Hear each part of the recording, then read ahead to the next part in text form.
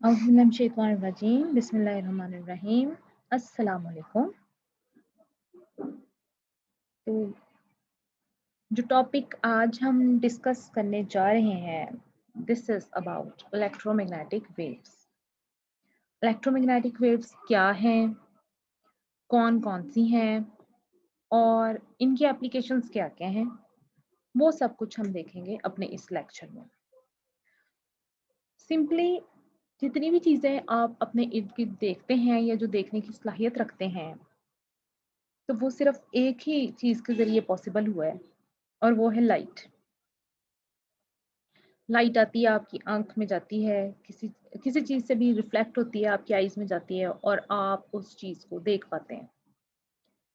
तो light basically क्या है? लाइट एक इलेक्ट्रोमैग्नेटिक वेव है और ये तो वो लाइट है ना जो विज़िबल है, जिससे हम चीज़ें देख सकते हैं। और भी बहुत सारी वेव्स हैं, इलेक्ट्रोमैग्नेटिक वेव्स, जिनको हम देख नहीं सकते, लेकिन हम उनकी एप्लीकेशंस के ज़रिए उनका पता चला सकते हैं।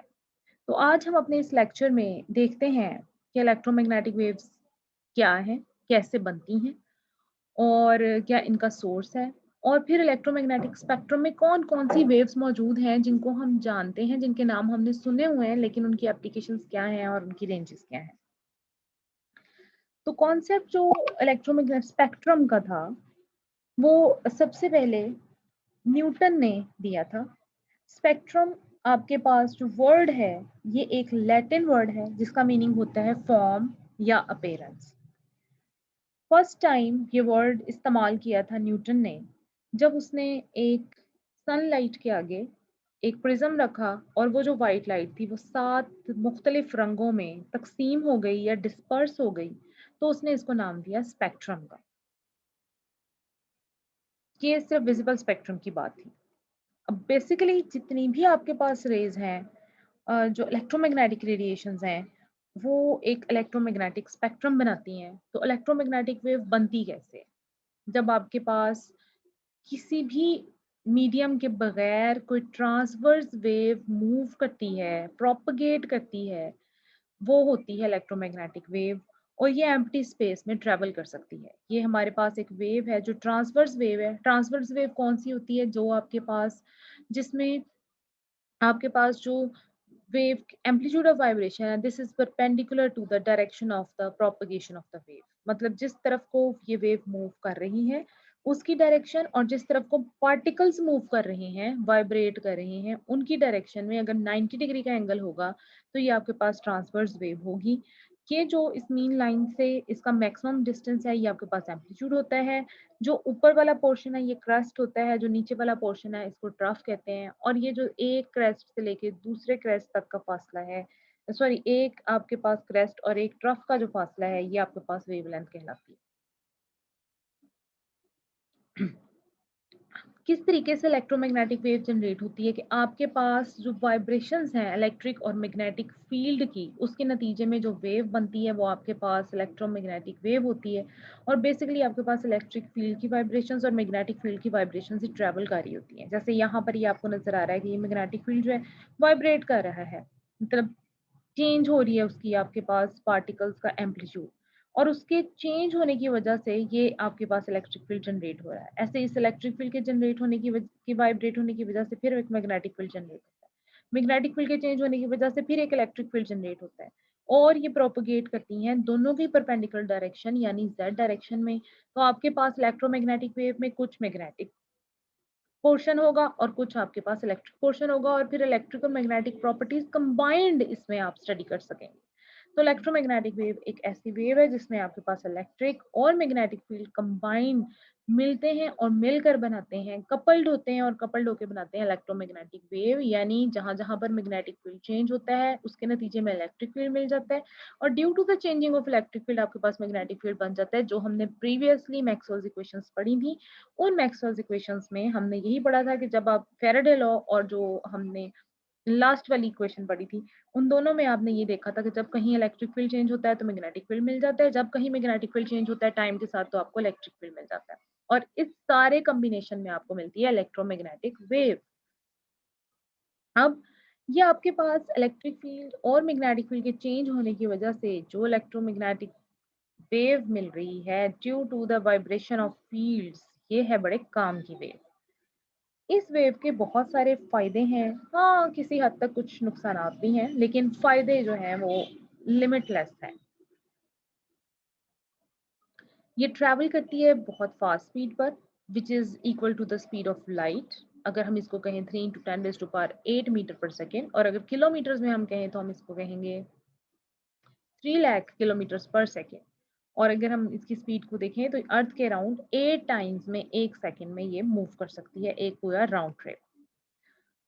अब इलेक्ट्रोमैग्नेटिक रेडिएशंस की जब बात करते हैं इनकी प्रॉपर्टीज की, तो ये वेव की तरह बिहेव करती हैं। और हम लेकिन इसको एक स्ट्रीम ऑफ पार्टिकल की तरह भी सोचा जा सकता है। जैसे लाइट जो है आपके पास, वो वेव की तरह कब एक्ट करेगी, जब आप इसको किसी पोलराइजिंग फिल्टर के सामने रख देंगे, अनपोलराइज्ड लेंस के सामने रख देंगे, तो लाइट पोलराइज होकर आ जाएगी। पोलराइज होने का मतलब क्या है कि आपके पास अगर उसका इलेक्ट्रिक कंपोनेंट है वो अलग हो जाएगा, मैग्नेटिक कंपोनेंट वो अलग हो जाएगा। अगर आपको सिर्फ इलेक्ट्रिक कंपोनेंट चाहिए तो आप वो वाला पोलराइजर रखेंगे इलेक्ट्रिक फील्ड का, और अगर आपको मैग्नेटिक कंपोनेंट चाहिए तो आप फिल्टर वो रखेंगे जिसमें आपको मैग्नेटिक फील्ड मिले।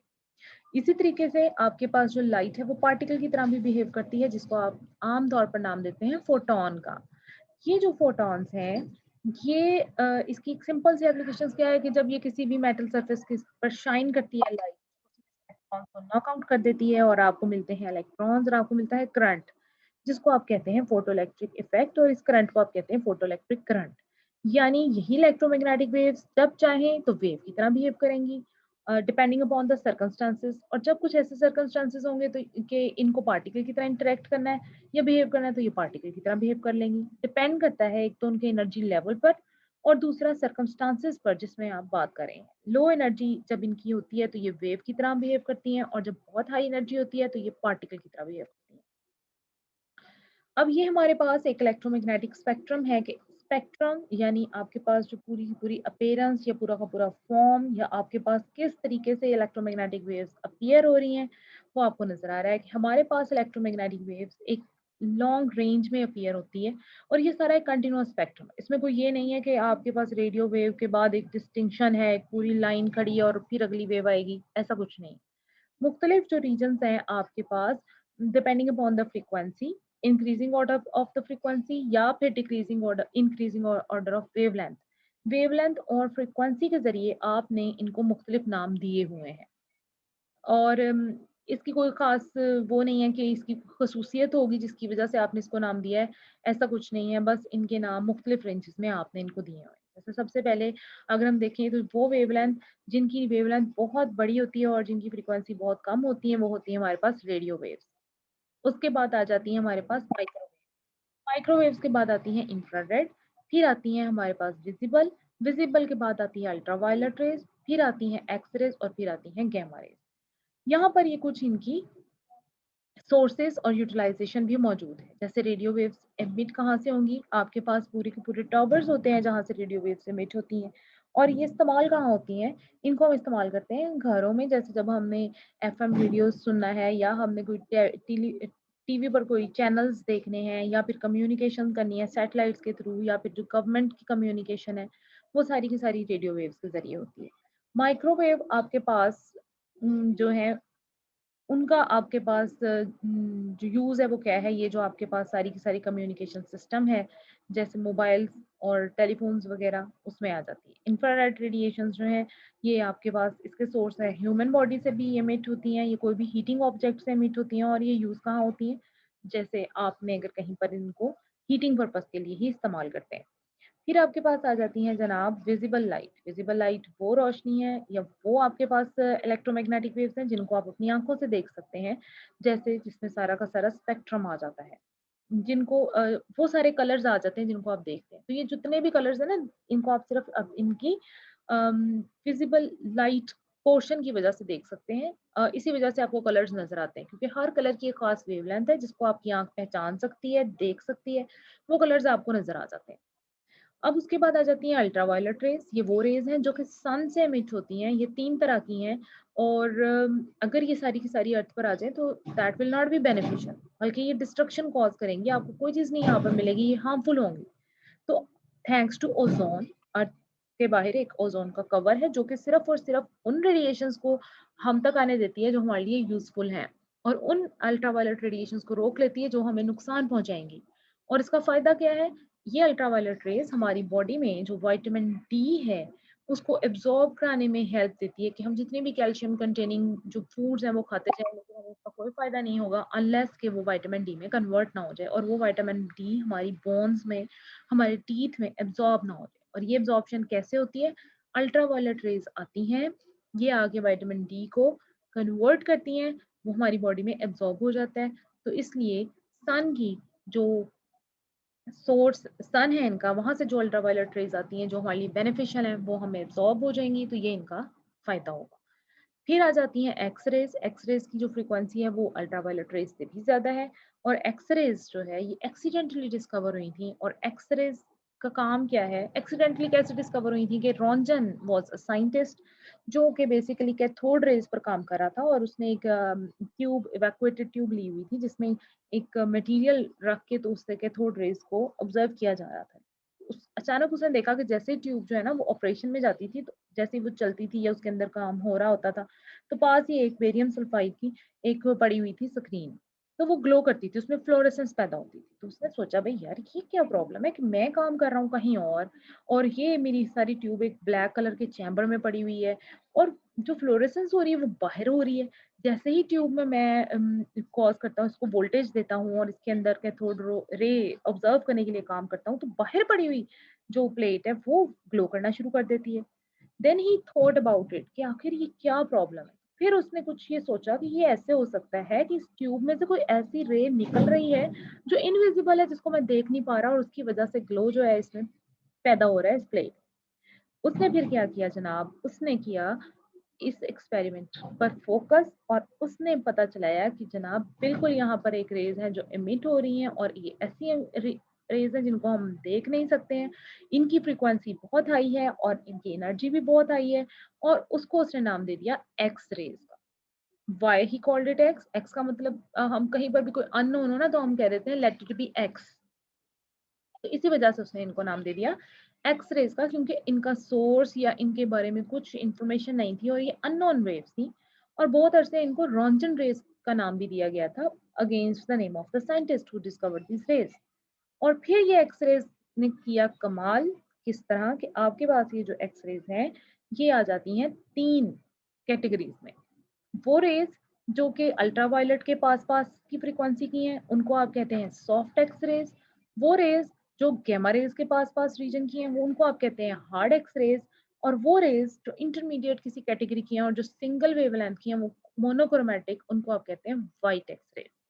तो एक्सरे जो है आपके पास मेडिकल टेक्नोलॉजी में भी काम कर रही है, इसके अलावा कहीं पर फॉल्ट फाइंडिंग आपने करनी है किसी बिल्डिंग में, उसमें भी काम कर रही है। क्योंकि जैसे ही एक्सरे आपकी बॉडी के ऊपर फॉल करवाते हैं आप, क्या होता है कि वो पोर्शंस जहाँ पर ये एब्जॉर्ब हो जाती है वो पोर्शंस आपको वाइट कलर के नजर आते हैं, और वो एब्जॉर्ब कहाँ होती है? आपकी बोन्स में। और एमिट कहाँ होती है? जहाँ से बिल्कुल गुजर जाती है वो है हमारा फ्लैश, यानी हमारा गोश्त।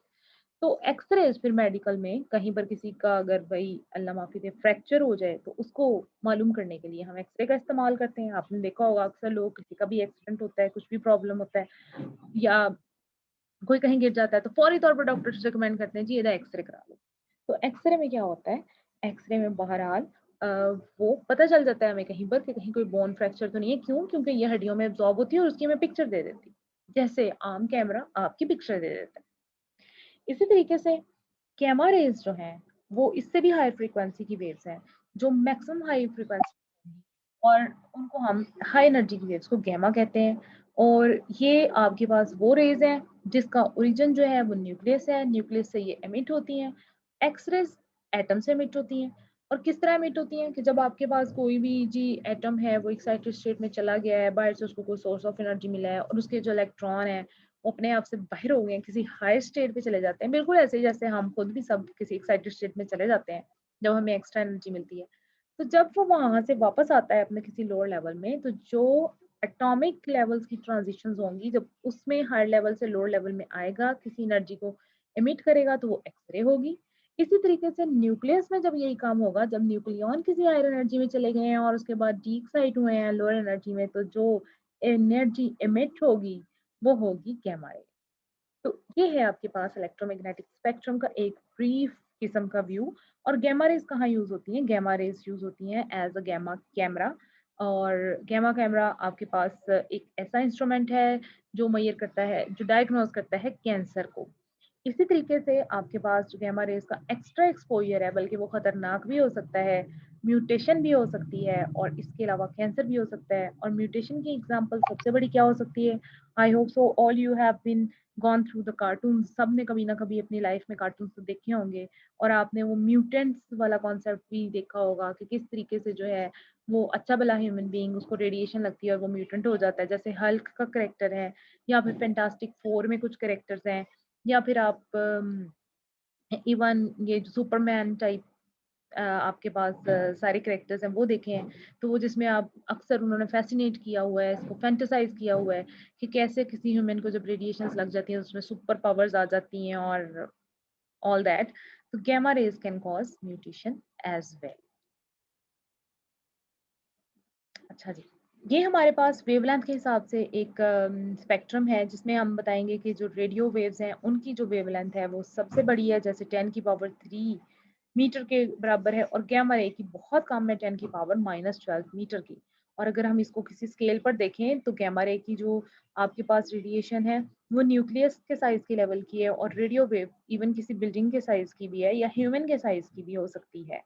तो इस तरीके से ये हमें एक spectrum on the basis of sizes and on the basis of wavelength नजर आ रहा है, जिसमें हमें नजर आ रहा है कि रेडियो वेव एक लॉन्गर वेवलेंथ, सबसे लॉन्गेस्ट वेवलेंथ होती है रेडियो की, और सबसे शॉर्टेस्ट होती है गैमा रे की।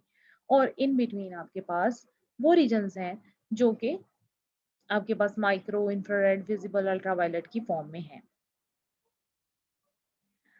अब हमारे पास ये एक इलेक्ट्रोमैग्नेटिक स्पेक्ट्रम है जिसमें हमें इवन सोर्सेज भी दिए गए हैं कि आपके पास जो रेडियो वेव्स हैं उसका सोर्स क्या है। वो आपके पास एएम एम्पलीट्यूड मॉड्यूलेटिंग वेव्स भी होती हैं, एफएम भी होती हैं, उसमें यूएचएफ भी आ जाती हैं, वीएचएफ भी आ जाती हैं, अल्ट्रा हाई फ्रिक्वेंसी या वीडियो फ्रिक्वेंसी वाली जो है वेरी हाई फ्रिक्वेंसी में ये सब आ जाती हैं। जैसे ये देखें आपके पास ये एएम रेडियो है, यहाँ से वेव जनरेट होती हैं एंटीनास के जरिए, वो रेडियो वेव्स होती हैं और उनकी वेवलेंथ जो है वो सॉकर फील्ड के बराबर भी हो सकती है। फिर इसके अलावा आपके पास एफएम रेडियो वेव्स हैं, ये वो वेव्स हैं जिनके जरिए हम एफएम 101, एफएम 103, एफएम 89 ये सब सुन सकते हैं अपने रेडियोस पर, अपने मोबाइल सेट्स पे। और उसके बाद आ जाती हैं हमारे पास माइक्रोवेव्स जो बेसबॉल के साइज की हैं, और ये हमारे पास माइक्रोवेव ओवन में यूटिलाइज होती हैं, हम खाना गर्म करते हैं। वाह जी वाह, कितना इजी हो गया है हमारे लिए। और उसके बाद हमारे पास आ जाती हैं माइक्रोवेव्स। यही माइक्रोवेव्स रडार के जरिए हम इनको कैच कर सकते हैं कि क्या कोई दुश्मन का त्यारा तो हमारी फिजा में नहीं है, या कोई आउटर स्पेस से तो नहीं आ गया है। तो ये हम रडार के जरिए इसका पता चलाते हैं। इसके अलावा आपके पास इंफ्रारेड वेव्स आती हैं जो सेल के ऑर्डर की होती हैं और वो निकलती हैं ह्यूमन बॉडी में से। इसके अलावा लाइट बल्ब्स में से, अगर वो किसी हॉटर ऑब्जेक्ट से निकले तो वो इनकैंडिसेंट बल्ब कहलाता है, अगर किसी वो कूल ऑब्जेक्ट से निकले तो इसको हम फिर फ्लोरेसेंस कहते हैं। तो आपके पास इस तरीके से, और ये जो लाइट कॉज करते हैं उसको हम लुमिनेंस कहते हैं। तो बेसिकली ये थर्मल रेडिएशंस हैं जो कि एमिट हो रही होती हैं। उसके बाद आपके पास विजिबल पोर्शन आ जाता है जो लाइट बल्ब से एमिट हो रहा होता है और बैक्टीरिया के साइज का है। फिर अल्ट्रावायलेट आ जाती हैं जो कि वायरस के साइज की हैं। फिर आपके पास एक्सरेज आ जाती हैं और जो प्रोटीन के साइज की हैं, और हार्ड एक्सरेज वाटर मॉलिक्यूल के साइज की हैं, और इवन वो एक्सरे मशीन से जनरेट होती हैं। फिर आपके पास गैमा रेज आ जाती हैं जो कि रेडियो एक्टिव एलिमेंट से एमिट होती हैं, और वो बहुत शॉर्टर हैं इस वाटर मॉलिक्यूल से भी। अब आ जाता है कि रेडियो वेव्स हमारे पास क्या है। रेडियो वेव्स हमारे पास लॉन्गेस्ट वेवलेंथ है इनकी, लोएस्ट फ्रीक्वेंसी है, और इसमें जितनी भी इलेक्ट्रोमैग्नेटिक वेव्स हैं वो सब की सब लो फ्रीक्वेंसी की होंगी। ग्लोबल पोजिशनिंग सिस्टम आपका जितना भी चल रहा है, यानी ये अब आप देखते हैं, आप केबल सब मोस्टली लोगों के पास मौजूद है, और आप देखते हैं कि आपके पास बहुत सारे टीवी चैनल्स आ रहे हैं, ला तादाद ला महदूद।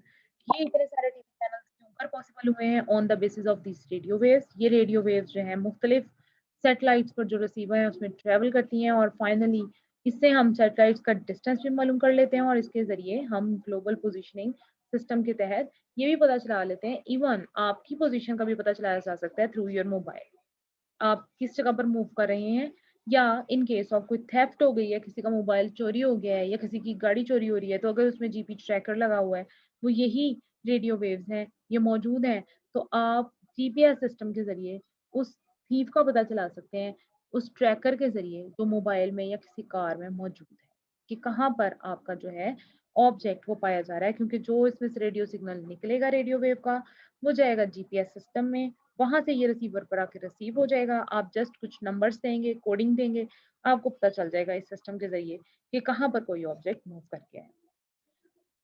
इसी तरीके से यही जो रेडियो वेव्स हैं, ये आपके पास आपको कोई भी साउंड वेव्स को सुनने में, आप ब्रॉडकास्ट को एन्जॉय करते हैं, आप गाने सुनते हैं, आप कोई रेडियो शो सुनते हैं, ये सारा कुछ आपको रेडियो वेव्स के ज़रिए पॉसिबल है। Even you are now enjoying this lecture या you are listening this lecture, तो ये भी पॉसिबल हुआ है रेडियो वेव्स के ज़रिए। क्योंकि आपका जो इंस्ट्रूमेंट है, उसकी जो फ्रीक्वेंसी है, वो जब हवा में फिरते हुए सिग्नल के साथ मैच होती है, तो फिर क्या होता है, आपका रेडियो या आपका कोई भी इंस्ट्रूमेंट उस वेव को पिक कर लेता है और उसको कन्वर्ट करता है साउंड वेव में, और इवन अगर आप टेलीविज़न की बात करें तो पिक्चर में भी कन्वर्ट कर देता है, और इस तरीके से आप ये मुख्तलिफ फ्रीक्वेंसीज़ की ब्रॉडकास्ट जो है उसको सुन सकते हैं। मेडिकल में इसकी एप्लीकेशंस एमआरआई में है, मैग्नेटिक रेजोनेंस इमेजिंग में। यहाँ पर शॉर्ट रेडियो वेव्स जो हैं, शॉर्ट वेव रेडियो वेव का इस्तेमाल किया जाता है, और मैग्नेट के साथ टू क्रिएट एन इमेज, और ये आम तौर पर ब्रेन का या बॉडी के किसी भी पार्ट का होता है, कहीं पर भी अगर कोई प्रॉब्लम है उसका पता चलाने के लिए। और ये एक बहुत सेफ टेक्नीक है, क्योंकि जब हम रेज़ लगा देते हैं तो रेज़ में हमें डैमेज भी हो सकता है, इवन म्यूटेशन हो सकती है, कैंसर कॉज़ हो सकता है, लेकिन एमआरआई के ज़रिए बिल्कुल, ये एक सेफ टेक्नीक है। इसे आप डायग्नोस्टिक पर्पसेज़ के लिए इस्तेमाल करते हैं कि किसी बंदे को कहाँ पर कोई इश्यू है, ब्रेन में है या फिर कहीं पर कोई बोन में है या किसी के हार्ट में कोई इश्यू है, वो सारा कुछ पता चल जाता है by MRI without giving any trouble या without giving any cancerous trouble to a person. मतलब कोई भी इसका नुकसान ज़्यादा नहीं है, इसका फ़ायदा है। उसके बाद आती है हमारे पास माइक्रोवेव्स। इनकी वेवलेंथ जो है वो शॉर्टर है as compare to radio wave, और इनकी फ्रीक्वेंसी जो है वो हायर है as compare to radio wave, और इसका इस्तेमाल कहाँ है, माइक्रोवेव ओवन में। वेव ट्रांसफर करती है एनर्जी वाटर मॉलिक्यूल्स को, जो कि आपकी फूड में मौजूद हैं, जिससे वो वाटर मॉलिक्यूल वाइब्रेट करते हैं। वाइब्रेशन के नतीजे में एनर्जी ट्रांसफर होती है, और ये एनर्जी हीट में कन्वर्ट होती है, और खाना जो है वो गर्म हो जाता है, गर्मा-गर्म। उसके बाद आपके पास आ जाती हैं रडार, में भी इसका इस्तेमाल है, यानी रेडियो डिटेक्शन एंड रेंजिंग जिसको आप कहते हैं। आप इसका इस्तेमाल कहाँ करते हैं? अक्सर अगर किसी ने ट्रैवल किया हो मोटरवे पर, तो वहाँ पर जगह-जगह पर, मुख्तलिफ जगह पर मोटरवे वाले ऑफिशियल्स मौजूद होते हैं, और उनके पास मौजूद होती हैं कुछ ख़ास किस्म की मशीनरी, जिसके ज़रिए वो पता चलाते हैं कि क्या किसी ने मोटरवे की स्पीड लिमिट को क्रॉस तो नहीं किया। तो ये है आपके पास रडार। होता क्या है कि जो भी कोई ऑब्जेक्ट किसी भी स्पीड से आ रहा होता है, उस पे रेडियो वेव को आप भेजते हैं, माइक्रोवेव को और रेडियो वेव दोनों को आप भेजते हैं, और फिर फाइनली क्या होता है, ये जब जो रे है उसे टकरा कर वापस आती है इंस्ट्रूमेंट के पास, तो आपका फॉर्मूला है एक S is equal to VT। इस फॉर्मूले के ज़रिए आप जितना टाइम लगा है उसको और वेलोसिटी को मल्टीप्लाई करते हैं, उसको और उसके डिस्टेंस को मल्टीप्लाई करते हैं, तो आप उसकी स्पीड का पता चला लेते हैं। तो इन दिस वे आपको पता चल जाता है कि कौन-सा बंदा जो है जी वो हाई स्पीड पे जा रहा है, और कौन जो है वो रूल्स को ब्रेक कर रहा है, और किसका पकड़ के जी हमने करना है चालान। उसके बाद आ जाती हैं इंफ्रारेड रेज़। इंफ्रा का मतलब होता है इंफीरियर, मतलब कम। तो इंफ्रारेड का मतलब है बिलो रेड। इनकी शॉर्ट वेवलेंथ जो है वो आपके पास माइक्रोवेव से भी कम है, और इनकी जो फ्रीक्वेंसी है वो माइक्रोवेव से ज़्यादा है। ये दी गई है इसकी 10 की पावर -5 वेवलेंथ। अब इंफ्रारेड का काम क्या है? आमतौर पर जितनी भी ह्यूमन बॉडीज़ हैं या कोई भी जो वार्म ऑब्जेक्ट है, उसमें से कुछ रेडिएशंस एमिट हो रही होती हैं, और वो रेडिएशंस होती हैं इंफ्रारेड। जितनी देर तक आप महसूस करेंगे कि आप हॉट महसूस करें, यानी आपकी बॉडी जो है वो वार्म है, तो उसमें से निकल रही होती हैं रेडिएशंस, जिनको आप इंफ्रारेड रेडिएशन कहते हैं। हर वार्म ऑब्जेक्ट में से ये रेडिएशंस निकल रही होती हैं, और ज़्यादा हीट एनर्जी मिल रही होती है और ज़्यादा रेडिएशन इमिट हो रही होती है कूल ऑब्जेक्ट्स के ज़रिए। ये आपको जो नज़र आ रहा है इसमें जो ब्लू कलर जहाँ-जहाँ पर है ये बहुत कोई कूल ऑब्जेक्ट है, यहाँ से रेडिएशन नहीं निकल रही। और जहाँ-जहाँ ऑरेंज और रेड है यहाँ पर हीट जो है वो ज़्यादा है, यहाँ से हीट इमिट हो रही है। अब हम इंफ्रारेड का इस्तेमाल कहाँ से करते हैं? मेडिकल कंडीशंस में जब आपको मालूम करना है कि कोई बॉडी जो है उसका टेम्परेचर क्या है और उस टेम्परेचर का पता चलाने के लिए हम लेते हैं थर्मोग्राम। थर्मोग्राम आपको एक ऐसी पिक्चर है जो शो करती है कि बॉडी में कौन सा जो हिस्सा है वहां पर टेम्परेचर ज्यादा है, किस जगह पर टेम्परेचर कम है। तो ये जो टेम्परेचर है इसको हम कैलकुलेट करते हैं by the amount of infrared radiation जो आपकी बॉडी में से निकल रही है। तो जिस तरह अगर हम हैंड के थर्मोग्राम की बात करें तो यहाँ पर ये जो रेड वाला पोर्शन है यहाँ से ज्यादा हीट निकल रही है और ये जो ब्लू वाला पोर्शन है यहाँ से हीट कम निकल रही है। ऐसे ही ये किसी घर का या किसी भी लैंप का या किसी भी जगह का अगर थर्मोग्राम है तो इसमें भी आपको यही शो हो रहा है कि जहां जहां पर रेड रीजन है वहां पर हीट जो है वो ज्यादा निकल रही है।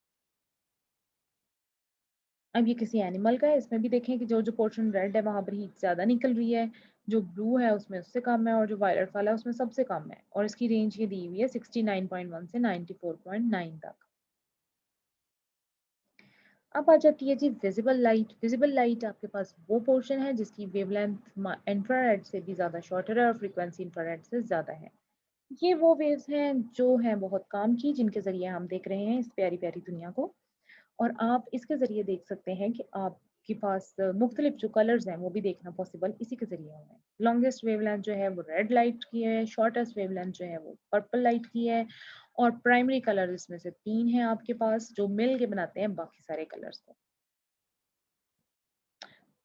और ये एक्सपेरिमेंट किया था सबसे पहले न्यूटन ने। उसने कहा था कि जब भी विजिबल लाइट जो है वाइट कलर की है, जब किसी प्रिज्म में एंटर होती है, बेंड कर जाती है एक नए मीडियम में जाके और फिर क्या होती है, ये डिस्पर्स हो जाती है बहुत सारे कलर्स में जिसको हम नाम देते हैं विबगोर का। Violet, indigo, blue, green, yellow, orange और रेड। फिर आ जाती हैं अल्ट्रावायलेट रेज। ये वो वेव्स हैं जिनकी वेवलेंथ जो है विजिबल लाइट से भी शॉर्टर है, उनकी फ्रीक्वेंसी विजिबल लाइट से हायर है और इनमें ज़्यादा एनर्जी है as compare to visible light. और बाकी हम इसमें बात कर चुके हैं कि ये आपके पास 3 तरह की होती हैं, ultraviolet A, ultraviolet B, ultraviolet C. Source इनका सन है और ये है हमें बहुत ज़रूरी चाहिए। इनके ज़रिए हम स्टेरिलाइज़ कर सकते हैं किसी इक्विपमेंट को, क्योंकि ये डेंजरस हैं बैक्टीरियाज़ के लिए, ये बैक्टीरियाज़ को किल कर देती हैं। इसके अलावा अगर आपका स्किन बहुत ज़्यादा एक्सपोज़ हो जाए अल्ट्रावायलेट रेज़ के लिए, तो फिर क्या होता है, कैंसर भी हो सकता है स्किन का और फिर आपको यूज़ करना चाहिए जी सन ब्लॉक। आम तौर पर ये सब कुछ कहाँ होता है, जहाँ पर ओज़ोन जो है, ओज़ोन लेयर जो है वो डिप्लीट हो चुकी है। जैसे ऑस्ट्रेलिया के ऊपर कुछ पोर्शन पर ओज़ोन जो है वो उसमें एक होल आ गया था, तो वहाँ पर फिर स्किन कैंसर जो है वो बहुत ज़्यादा फैला था, क्योंकि वहाँ पर वो अल्ट्रावायलेट रेडिएशंस आ गई थी जो हार्मफुल हैं स्किन के लिए और जिसकी वजह से हो सकता है कैंसर। इसके अलावा इसका बेनिफिट क्या है कि जो अच्छी वाली अल्ट्रावायलेट रेज़ हैं, वो कॉज़ करती हैं हमारी बॉडी में विटामिन डी। कैसे विटामिन डी? हम खाना खाते हैं, अगर वो कैल्शियम कंटेनिंग है या विटामिन डी कंटेनिंग है, तो विटामिन डी रहता है इनएक्टिव फॉर्म में। जैसे ही सनलाइट या अल्ट्रावायलेट रेज़ आती हैं, वो इस इनएक्टिव फॉर्म के विटामिन डी को एक्टिव फॉर्म वाले विटामिन डी में कन्वर्ट कर देता है और वो फिर सर्कुलेट करता है हमारी बॉडी में। और जब हमारी बॉडी में सर्कुलेट होता है, एक्टिव होता है, तो फिर हमारी बोन्स भी स्ट्रॉन्ग हो जाती हैं, हमारे टीथ भी स्ट्रॉन्ग हो जाते हैं और विटामिन डी डेफिशिएंसी या कम हो जाती हैं और उसके नतीजे में हम फील करते हैं एक्टिव और स्ट्रॉन्ग।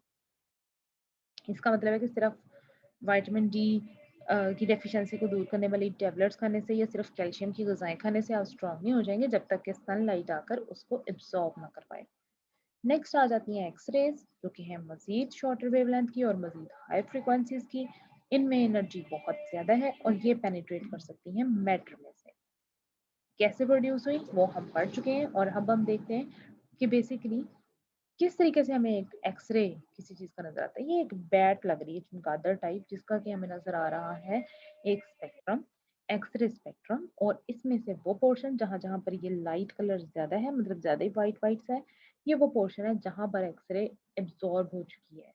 तो इसका मतलब है कि बोन्स में, टीथ में, हड्डियों में एक्स-रे एब्ज़ॉर्ब हो जाती है और बाकी सारे पोर्शन में से ये गुजर जाती है तो वहां पर आपको ब्लैक ब्लैक पोर्शन नजर आ रहा है। बहुत ज़्यादा एक्सपोज़र अगर एक्स-रेज़ का होगा तो उससे भी कैंसर आ जाता है। तो इसलिए वो वाला बंदा जो हर वक़्त बैठ के एक्स-रेज़ करता रहता है या इवन जो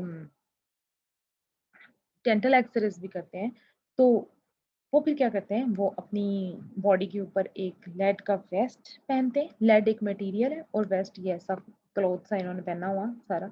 और इसके अलावा अपने दाँतों के आगे भी एक्स-रे प्रोटेक्शन के लिए एक इंस्ट्रूमेंट कुछ मटेरियल है उसको रखते हैं, ताकि इनके जो ऑर्गन्स हैं वो अननेसेसरी एक्सपोज़र से बच सकें।